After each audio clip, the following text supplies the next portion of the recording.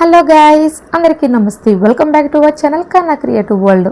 ముందుగా మీకు మరియు మీ కుటుంబ సభ్యులందరికీ పరాభవ నమ సంవత్సర ఉగాది శుభాకాంక్షలు అండి. ఏంటి ఇప్పుడు ఉగాది శుభాకాంక్షలు అని చెప్తున్నాను అనుకుంటున్నారా? ఏమీ లేదండి, ఈ వీడియో అయితే నేను ఉగాది రోజున షూట్ చేసి ఒక 2-3 డేస్లో అప్లోడ్ చేసేద్దామని అయితే ఎడిట్ చేసి పక్కన పెట్టాను. సో నేను కొన్ని పనులు పడిపోవడం, బిజీ అయిపోవడం వల్ల ఈ వీడియో అయితే అలా డ్రాఫ్ట్లోకి వెళ్ళిపోయిందండి. సో నేను అప్పుడైతే అప్లోడ్ చేసేసాను అయితే అనుకున్నాను, ఇలా డ్రాఫ్ట్లోకి వెళ్ళింది అయితే అనుకోలేదు. ఇప్పుడు స్టోరేజ్ ఎక్కువైపోయింది, వీడియోస్ అన్ని డిలీట్ చేసేద్దామని చూస్తుంటే ఈ వీడియో అయితే బయటపడిందండి. నేను అప్పుడు షార్ట్ మాత్రమే అప్లోడ్ చేశాను, ఫుల్ వీడియో అప్లోడ్ చేయలేదు. సో అందుకోసమని అయితే ఇప్పుడు ఈ ఫుల్ వీడియోని అయితే అప్లోడ్ చేస్తున్నానండి. సో ఎడిట్ చేశాను కదా కష్టపడి, సో ఊరికే డిలీట్ చేయడం దేనికి, అప్లోడ్ చేసేస్తే అలా మనకి కొన్ని ఉంటాయి కదా, ఇంత కష్టపడి ఆ రోజు చేసుకున్నాము, ఇలా పూజ చేసుకున్నామని కొన్ని అయితే ఉండాలి కదా. సో అందుకని అయితే ఈ వీడియోని ఇప్పుడైతే అప్లోడ్ చేస్తున్నాను. మాకు ఉగాది ఎలా జరుగుతుంది అంటే, ప్రతి ఒక్కరికి ఒక కులవృత్తి అంటూ ఒకటి ఉంటుంది కదండి. మా కులవృత్తి ఏంటంటే కళ్ళు గీత అండి. కళ్ళు గీత కార్మికులం మేము.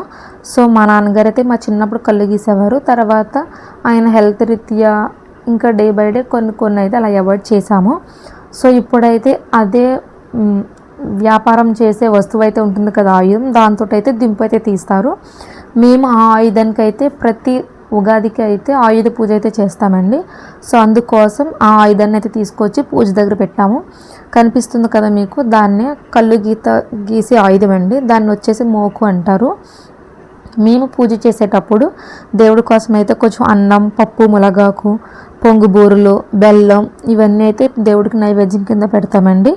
అలాగే ఒక కోని తీసుకొచ్చి ఇల్లుకి అలాగే కోడికి మొత్తం అయితే సాంబ్రాణి పొగ అయితే చూపించి కోడిని అయితే నైవేద్యం కింద అయితే దేవుడికి సమర్పిస్తాము.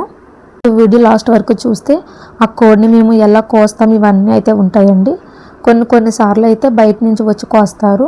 అలా కోసేవాళ్ళు అవైలబుల్గా ఎవరు లేకపోతే కనుక మా నాన్నగారే కోస్తారు.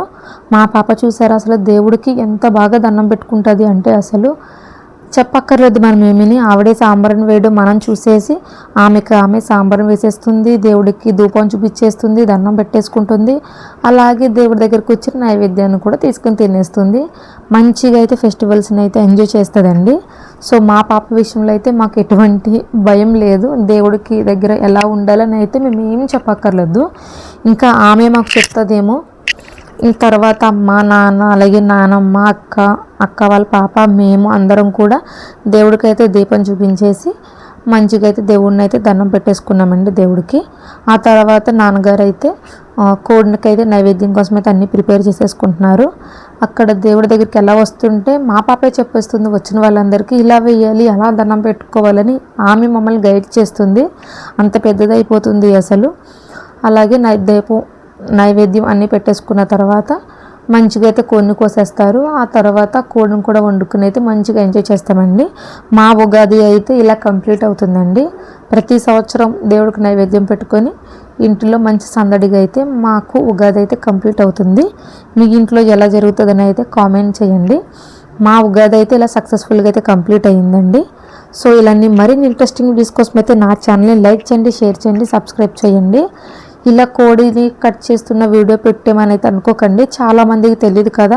సో అలాంటి వాళ్ళ కోసమైతే నేను ఈ వీడియో అప్లోడ్ చేశానండి. ఇలాగే మాకైతే నైవేద్యం పెడతారు.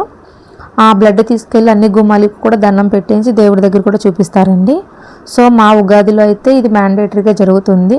సో మీ ఇంట్లో ఉగాది ఎలా జరుగుతుందని అయితే కామెంట్ చేయండి. నా ఛానల్ని లైక్ చేసి, షేర్ చేసి, సబ్స్క్రైబ్ చేయడం మాత్రం మర్చిపోకండి.